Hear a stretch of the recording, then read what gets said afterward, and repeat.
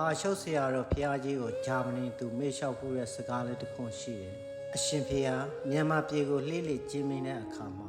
ဖျားအဟောင်းတွေအများကြီးတွေ့ရတယ်။သစ်တွေလေးတည်နေကြပါရဲ့တဲ့။ဖျားတွေနောက်ထပ်တည်နေမဲ့အစားစာသင်ကျောင်းမရှိတဲ့နေရာကိုစာသင်ကျောင်းဆောက်ပေးဖို့ဆရာတော်ဖျားတော့တရားဟောပေးလို့မရဘူးလားတဲ့။အဲဒီတော့ပါရှုပ်ဆရာတော်ဖျားကြီးကအခုလိုမေ့ကြဖူးခဲ့တယ်။မရပါဘူးလူဆိုတာကသူကြိတ်တာသူလုပ်ကြတာလေတချို့ကစာသင်ကျောင်းမှမဆောက်ရှင်ကြတာဖះပဲတည်ရှင်တာသူဆန္ဒသူဖြစ်စီတာလေမင်းလည်းအခုကဘာလှဲနေတာမလားကုန်ကြစရဲ့အများကြီးပဲလေ